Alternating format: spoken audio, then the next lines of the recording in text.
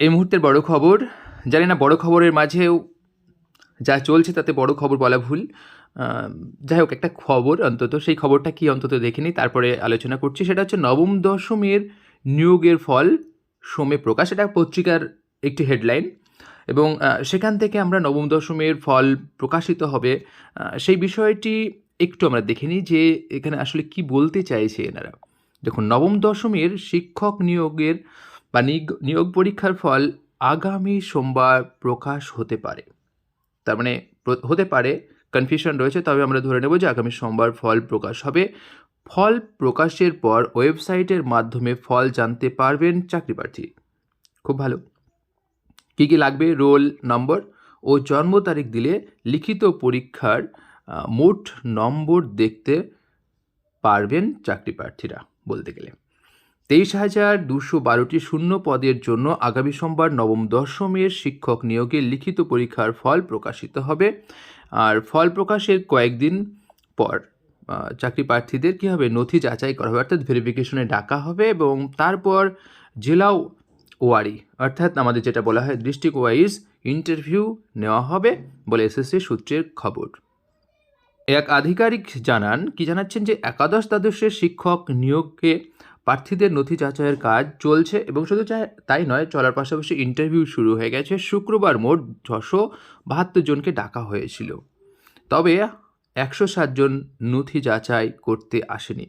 এখানে আপনাদের একটা জিনিস জানিয়ে রাখি, মিডিয়াতে এমনভাবে প্রকাশ করছে যেন মনে হচ্ছে যেন অনেক ছেলে আবার নতুন করে ডাকবো। ভাই দেখুন, মিডিয়া কাদের হয়ে কাজ করে আমরা কম বেশি সকলেই জানি, তবে এই নিয়ে কিন্তু আমাদের আশান্বিত হওয়ার কোনো কারণ নেই। হ্যাঁ, তবে নবম দশমে যদি কোনো কিছু বাদ যায় তাও ডিপেন্ড করবে রেশিও অনুযায়ী। আপনাদের একটা জিনিস আপনারা নিজেরাই যাচাই করে নিতে পারবেন যে যতগুলো ভ্যাকান্সি তার কতজন তাকে ডাকা হচ্ছে। লাস্ট কাট আপটা অবশ্যই মেনটেন করবেন। লাস্ট কাট আপে দেখা যাচ্ছে যে একটা ভ্যাকান্সি বা 5টা ভ্যাকান্সি বা 10টার জন্য যদি 100 জনকে ডাকে, তাহলে ধরুন তার আগে যদি 90 জন বাদ যায়, তাহলে তো কোনো ব্যাপারই তো নাই, রেশিও অনুযায়ী তো ঠিকঠাকই আছে। তাহলে এই বিষয়গুলো আপনারা দেখবেন, এতে আশান্বিত হওয়ার কিছু নেই, আবার দুঃখেরও কিছু নেই।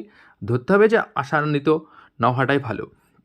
তাহলে 23,212টি শূন্য পদের জন্য আগামী সোমবার আমরা লিখিত ফল দেখতে পাবো। লিখিত ফল মিনস এখানে কিন্তু আপনি কত পেয়েছেন এবং তার সঙ্গে সঙ্গে আপনার একাডেমিক মিলিয়ে একটা তালিকা প্রকাশিত হবে এবং যাদের ডকুমেন্টস ভেরিফিকেশন করা হবে। তারপর আমরা জানতে পারবো যে আপনি যে জায়গায় আপনি সিলেক্ট মানে আপনি করবেন ভেরিফিকেশনের জন্য, আপনি ইন্টারভিউ দিতে চান, যে আপনার অঞ্চলে, অর্থাৎ আপনি যে অঞ্চলটা পছন্দ করবেন সেই অনুযায়ী কিন্তু আপনার ইন্টারভিউ পরিচালিত হবে। তো যাই হোক, আপনাদের অগ্রিম শুভেচ্ছা এবং অভিনন্দন রইল যে আগামী সোমবারটি যেন আপনাদের জন্য ভালো হয় এবং আপনারা যেন খুশির খবর পান। অবশ্যই জানাবেন কে কত পাচ্ছেন। এই ভিডিওটি অন্যদের মাঝে শেয়ার করুন যারা হয়তো জানে না তাদের জন্য। হ্যাঁ, আর একটা খবর জানিয়ে রাখি, অলরেডি আমি আপার প্রাইমারির জন্য ক্লাস দিতে শুরু করেছি, আমিও দেব। আপনারা যারা আপার প্রাইমারির জন্য প্রস্তুতি নিচ্ছেন বা অন্যান্য যারা পড়তে চান তাদের কাছেও রিকোয়েস্ট, আপনারা ভিডিওগুলো দেখুন।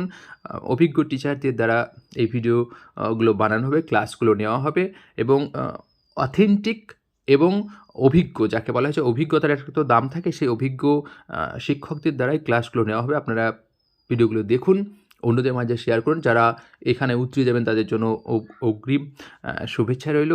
জানি না এর ফল কি হবে, অলরেডি কলকাতা হাইকোর্টে বিচারাধীন, আর অনেক রকম জটিলতা তৈরি হয়েছে, তার মাঝেও ইন্টারভিউ হয়েছে। জানি না এর মাঝে ইন্টারভিউ চলছে, কতটা কি হবে সেটা আমাদের ধারণার বাইরে। যাই হোক না কেন, আপনারা হতাশ হবেন না। একটাই কথা বলবো, আপনারা আপনাদের পরিশ্রম দিয়ে গেছেন, নিশ্চয়ই কোনো একটা সুরাহা হবে। তো এ নিয়ে হতাশ হওয়ার কিছু নেই। আপনার ইন্টারভিউ যারা ডাক পাবেন তারা অবশ্যই পড়াশোনা চালিয়ে যান। ভাববেন না যে ইন্টারভিউতে আবার যদি না হয় বা পরীক্ষা যদি বাতিল হয় সেসব পরের ব্যাপার। আপনি আপনার কর্তব্যটুকু করে যান, তারপরে যা হবে দেখা যাবে। তো যাই হোক, আপনাদের জন্য আবারও বলছি অগ্রিম শুভেচ্ছা রইল। ভালো থাকবেন সবাই, ধন্যবাদ।